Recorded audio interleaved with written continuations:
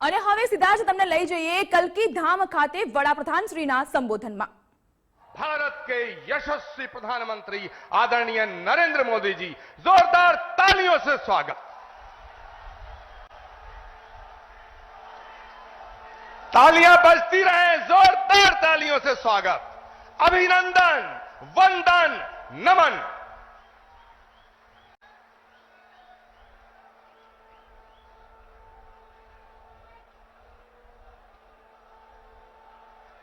जय मां कैला देवी, जय मां कैला देवी, जय मां कैला देवी, जय बूढ़े बाबा की, जय बूढ़े बाबा की, भारत माता की, भारत माता की। सभी संतों से प्रार्थना है कि अपना स्थान लीजिए।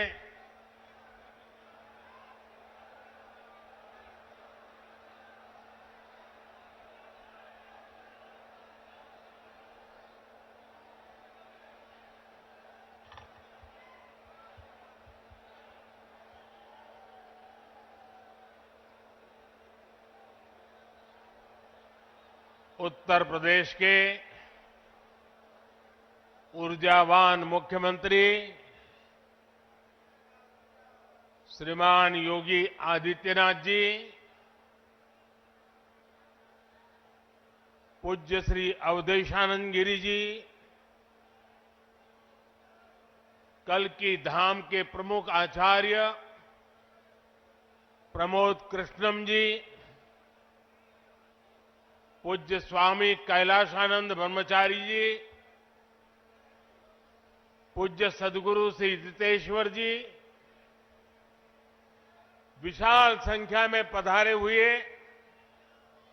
भारत के भिन्न भिन्न कोने से आए हुए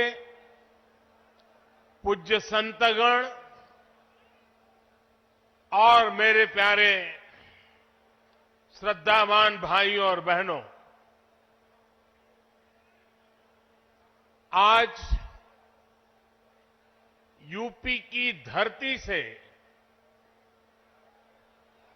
प्रभु राम और प्रभु कृष्ण की भूमि से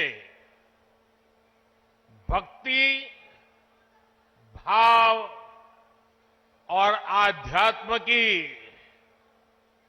एक और धारा प्रवाहित होने को लालायित है। आज पूज्य संतों की साधना और जनमानस की भावना से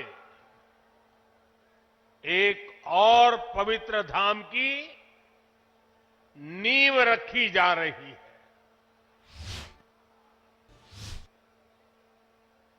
अभी आप संतों आचार्यों की उपस्थिति में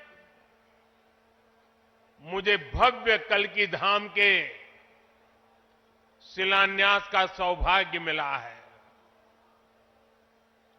मुझे विश्वास है कि कल्की धाम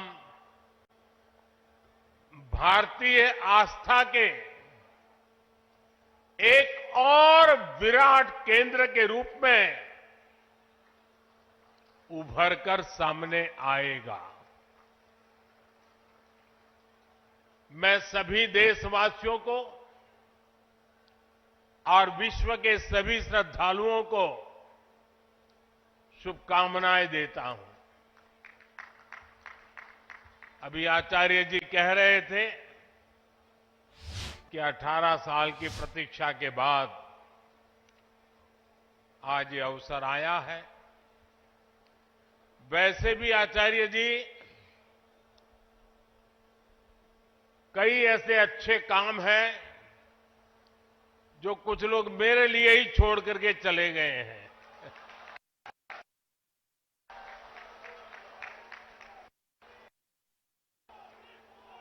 और आगे भी जितने अच्छे काम रह गए हैं ना, उसके लिए बस ये संतों का, जनता जनार्दन का आशीर्वाद बना रहे, उसे भी पूरे करेंगे। साथियों, आज छत्रपति शिवाजी महाराज की जन्म जयंती भी है। ये दिन इसलिए और पवित्र हो जाता है और ज्यादा प्रेरणादायक हो जाता है। आज हम देश में जो सांस्कृतिक पुनरोदय देख रहे हैं, आज अपनी पहचान पर गर्व और उसकी स्थापना का जो आत्मविश्वास दिख रहा है, वो प्रेरणा हमें छत्रपति शिवाजी महाराज से ही मिलती है। मैं इस अवसर पर छत्रपति शिवाजी महाराज के चरणों में श्रद्धापूर्वक नमन करता हूं, उन्हें श्रद्धांजलि अर्पित करता हूं। साथियों, पिछले दिनों जब प्रमोद कृष्णम जी मुझे निमंत्रण देने के लिए आए थे, जो बातें उन्होंने बताई, उसके आधार पर मैं कह रहा हूं कि आज जितना आनंद उनको हो रहा है, उससे अनेक गुना आनंद उनकी पूज्य माता जी की आत्मा जहां भी होगी, उनको होता होगा।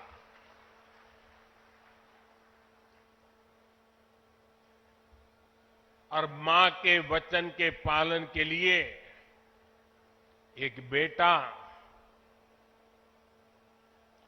कैसे जीवन खपा सकता है, ये प्रमोद जी ने दिखा दिया।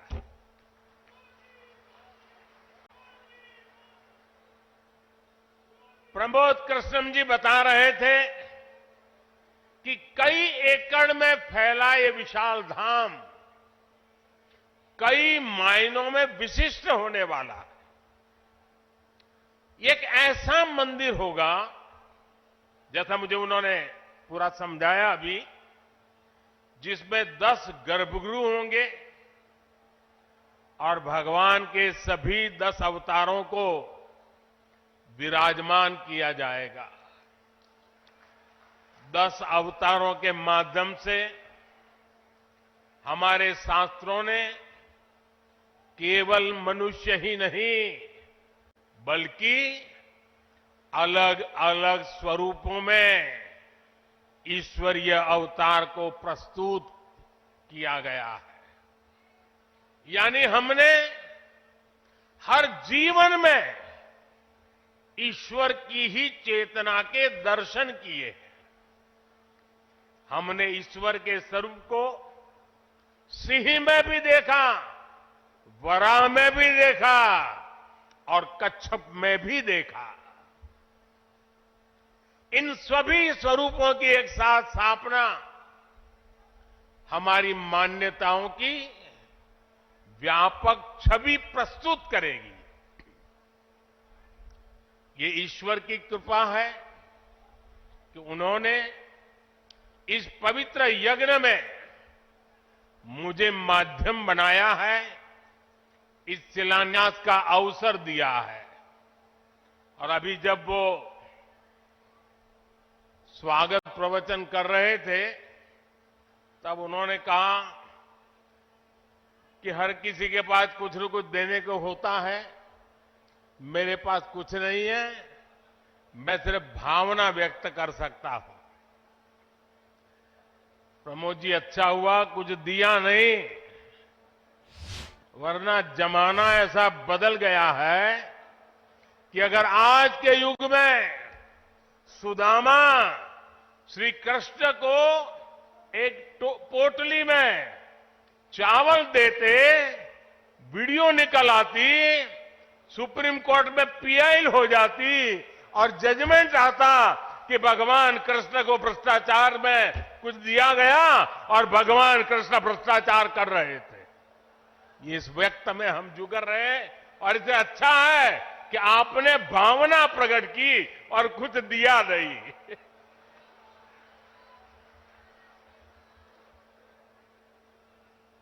मैं इस शुभ कार्य में अपना मार्गदर्शन देने के लिए पधारे सभी संतों को भी नमन करता हूं। मैं आचार्य प्रमोद कृष्णम जी को भी बधाई देता हूं। साथियों, आज संबल में हम जिस अवसर के साक्षी बन रहे हैं, ये भारत के सांस्कृतिक नवजागरण का एक और अद्भुत क्षण है। अभी पिछले महीने ही 22 जनवरी को देश ने अयोध्या में 500 साल के इंतजार को पूरा होते देखा है। राम लला के विराजमान होने का वो अलौकिक अनुभव, वो दिव्य अनुभूति अब भी हमें भावुक कर जाती है। इसी बीच हम देश से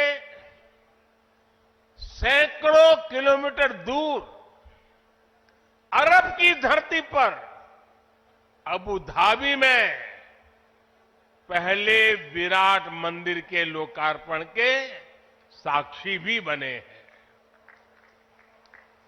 पहले जो कल्पना से भी परे था, अब वो हकीकत बन चुका है। और अब हम यहां संभल में भव्य कल की धाम के शिलान्यास के गवाह बन रहे हैं। भाई और बहनों, एक के बाद एक ऐसे आध्यात्मिक अनुभव,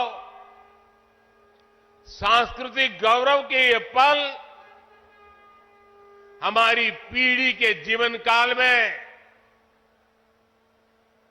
इसका आना, इससे बड़ा सौभाग्य क्या हो सकता है। इसी कालखंड में हमने विश्वनाथ धाम के वैभव को काशी की धरती पर देखा है, निखरता हुआ देखा है। इसी कालखंड में हम काशी का कायाकल्प होते देख रहे हैं।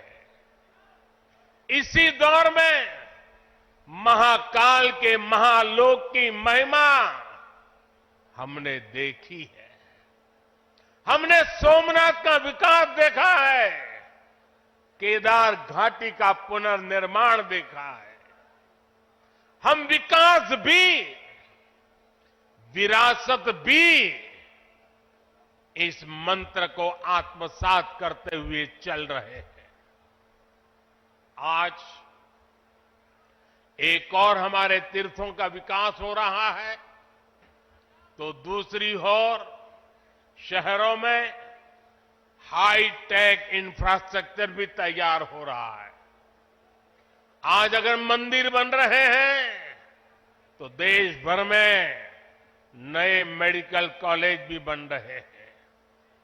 आज विदेशों से हमारी प्राचीन मूर्तियां भी वापस लाई जा रही है और रिकॉर्ड संख्या में विदेशी निवेश भी आ रहा है। ये परिवर्तन प्रमाण है साथियों, और प्रमाण इस बात का है, समय का चक्र घूम चुका है। एक नया दौर आज हमारे दरवाजे पर दस्तक दे रहा है। ये समय है हम उस आगमन का दिल खोलकर स्वागत करें। इसलिए मैंने लाल किले से देश को विश्वास दिलाया था, यही समय है, सही समय है। साथियों, जिस दिन अयोध्या में राम मंदिर की प्राण प्रतिष्ठा हुई थी, तब मैंने एक और बात कही थी। 22 जनवरी से अब नए काल चक्र की शुरुआत हो चुकी है। प्रभु श्री राम ने जब शासन किया तो उसका प्रभाव हजारों वर्ष तक रहा। उसी तरह राम लला के विराजमान होने से अगले 1000 वर्षों तक भारत के लिए एक नई यात्रा का शुभारंभ हो रहा है। अमृत काल में राष्ट्र निर्माण के लिए पूरी सहस्त्र शताब्दी का ये संकल्प केवल एक अभिलाषा भर नहीं है, ये एक ऐसा संकल्प है जिसे हमारी संस्कृति ने हर कालखंड में जीकर दिखाया है। भगवान कल्कि के विषय में आचार्य प्रमोद कृष्णम जी ने गहरा अध्ययन किया है। भगवान कल्कि के अवतार से जुड़े कई सारे तथ्य और शास्त्रीय जानकारियां भी आचार्य प्रमोद कृष्णम जी मुझे बता रहे थे। जैसे उन्होंने बताया कि कल्कि पुराण में लिखा है, शंबले वस तस्तस्य सहस्त्र परिवत्सरा, यानी भगवान राम की तरह ही कल्कि का अवतार भी हजारों वर्षों की रूपरेखा तय करेगा। इसलिए भाइयों और बहनों, हम ये कह सकते हैं कि कल्कि काल चक्र के परिवर्तन के प्रणेता भी है और प्रेरणा स्रोत भी है। और शायद इसीलिए कल्कि धाम एक ऐसा स्थान होने जा रहा है जो उन भगवान को समर्पित है जिनको अभी अवतार होना बाकी है। अब कल्पना करिए, हमारे शास्त्रों में सैकड़ों हजारों साल पहले भविष्य को लेकर इस तरह की अवधारणा लिखी गई। हजारों वर्ष बाद की घटनाओं के लिए भी सोचा गया। ये कितना अद्भुत है, और ये भी कितना अद्भुत है कि आज प्रमोद कृष्णम जैसे लोग पूरे विश्वास के साथ उन मान्यताओं को आगे बढ़ा रहे हैं, अपना जीवन खपा रहे हैं। वो भगवान कल्कि के लिए मंदिर बना रहे हैं, उनकी आराधना कर रहे हैं। हजारों वर्ष बाद की आस्था और अभी से उसकी तैयारी, यानी हम लोग भविष्य को लेकर कितने तैयार रहने वाले लोग हैं। इसके लिए तो प्रमोद कृष्णम जी वाकई सराहना के पात्र है। मैं तो प्रमोद कृष्णम जी को एक राजनीतिक व्यक्ति के रूप में दूर से जानता था, मेरा परिचय नहीं था। लेकिन अभी जब कुछ दिन पहले मेरी उनसे पहली मुलाकात हुई तो ये भी पता चला कि वो ऐसे धार्मिक आध्यात्मिक कार्यों में कितनी मेहनत से लगे रहते हैं। कल्कि मंदिर के लिए इन्हें पिछली सरकारों से लंबी लड़ाई लड़नी पड़ी, कोर्ट के चक्कर भी लगाने पड़े। वो मुझे बता रहे थे कि एक समय उन्हें कहा जा रहा था कि मंदिर बनाने से शांति व्यवस्था बिगड़ जाएगी। आज हमारी सरकार में प्रमोद कृष्णम जी निश्चिंत होकर इस काम को शुरू कर पाए हैं। मुझे भरोसा है कि मंदिर इस बात का प्रमाण होगी कि हम बेहतर भविष्य को लेकर कितने सकारात्मक रहने वाले लोग हैं।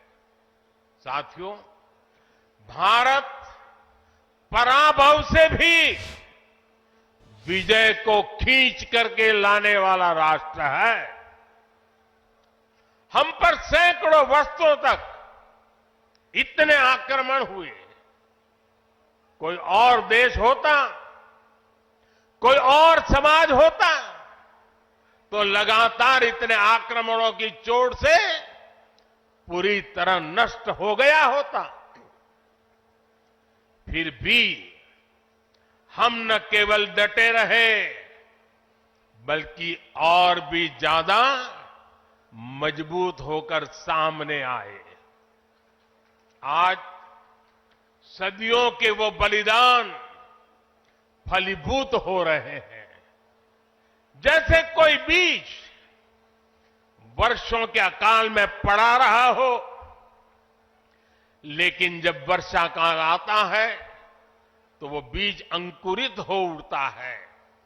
वैसे ही आज भारत के अमृत काल में भारत के गौरव, भारत के उत्कर्ष और भारत के सामर्थ्य का बीज अंकुरित हो रहा है।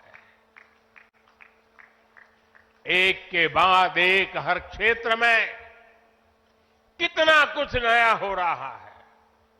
जैसे देश के संत और आचार्य नए मंदिर बनवा रहे हैं, वैसे ही मुझे ईश्वर ने राष्ट्र रूपी मंदिर के नवनिर्माण का दायित्व सौंपा है।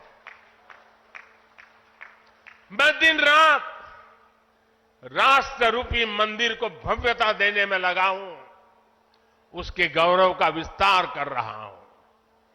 इस निष्ठा के परिणाम भी हमें उसी तेजी से मिल रहे हैं। आज पहली बार भारत उस मुकाम पर है जहां हम अनुसरण नहीं कर रहे हैं, उदाहरण पेश कर रहे हैं। आज पहली बार भारत को टेक्नोलॉजी और डिजिटल टेक्नोलॉजी के क्षेत्र में संभावनाओं के केंद्र के रूप में देखा जा रहा है। हमारी पहचान इनोवेशन हब के तौर पर हो रही है। हम पहली बार दुनिया की 5वीं सबसे बड़ी अर्थव्यवस्था जैसे बड़े मुकाम पर पहुंचे हैं। हम चंद्रमा के दक्षिण ध्रुव तक पहुंचने वाले पहले देश बने हैं। पहली बार भारत में वंदे भारत और नमो भारत जैसी आधुनिक ट्रेनें चल रही है। पहली बार भारत में बुलेट ट्रेन चलने की तैयारी हो रही है। पहली बार हाईटेक हाईवे, एक्सप्रेसवेज का इतना बड़ा नेटवर्क और उसकी ताकत देश के पास है। पहली बार भारत का नागरिक, चाहे वो दुनिया के किसी भी देश में हो, अपने आप को इतना गौरवान्वित महसूस करता है। देश में सकारात्मक सोच और आत्मविश्वास का ये जो ज्वार हम देख रहे हैं, एक अद्भुत अनुभूति है। इसलिए आज हमारी शक्ति भी अनंत है और हमारे लिए संभावनाएं भी अपार है। साथियों, राष्ट्र को सफल होने के लिए ऊर्जा सामूहिकता से मिलती है। हमारे वेद कहते हैं, सहस्त्र शीर्षा पुरुष सहस्त्र शीर्षा पुरुष सहस्त्राक्ष सहस्त्रपाद अर्थात निर्माण के लिए हजारों लाखों करोड़ों हाथ है, गतिमान होने के लिए हजारों लाखों करोड़ों पैर है। आज हमें भारत में उसी विराट चेतना के दर्शन हो रहे हैं। सबका साथ, सबका विकास, सबका विश्वास और सबका प्रयास, इस भावना से हर देशवासी एक भाव से, एक संकल्प से राष्ट्र के लिए काम कर रहा है। आप पिछले 10 वर्षों में कार्यों के विस्तार को देखिए। 4 करोड़ से ज्यादा लोगों को प्रधानमंत्री आवास योजना के तहत पक्के घर, 11 करोड़ परिवारों को शौचालय यानी इज्जत घर, 2.5 करोड़ परिवारों को घर में बिजली, 10 करोड़ से अधिक परिवारों को पानी के लिए कनेक्शन, 80 करोड़ लोगों को मुफ्त राशन, 10 करोड़ महिलाओं को कम कीमत पर गैस सिलेंडर, 50 करोड़ लोगों को स्वस्थ जीवन के लिए आयुष्मान कार्ड, करीब 10 करोड़ किसानों को किसान सम्मान निधि। कोरोना काल में हर देशवासी को मुफ्त वैक्सीन, स्वच्छ भारत जैसा बड़ा अभियान, आज पूरी दुनिया में भारत के इन कामों की चर्चा हो रही है। इस स्केल पर काम इसलिए हो सके क्योंकि सरकार के इन प्रयासों से देशवासियों का सामर्थ्य जुड़ गया। आज लोग सरकार की योजनाओं का लाभ दिलाने के लिए गरीबों की मदद कर रहे हैं। लोग 100% सैचुरेशन के अभियान में हिस्सा बन रहे हैं। गरीब की सेवा का ये भाव समाज को नर में नारायण की प्रेरणा देने वाले हमारे आध्यात्मिक मूल्यों से मिली है। इसलिए देश ने विकसित भारत का निर्माण और अपनी विरासत पर गर्व के 5 प्राणों का आह्वान किया है। साथियों, भारत जब भी बड़े संकल्प लेता है, उसके मार्गदर्शन के लिए ईश्वरीय चेतना किसी न किसी रूप में हमारे बीच जरूर आती है। इसलिए गीता में भगवान श्री कृष्ण ने कहा, संभवामि युगे युगे, इतना बड़ा आश्वासन दे दिया है।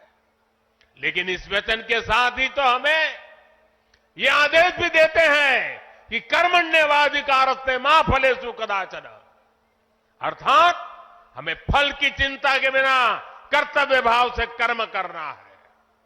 भगवान का ये वचन, उनका ये निर्देश आज 140 करोड़ देशवासियों के लिए जीवन मंत्र की तरह है।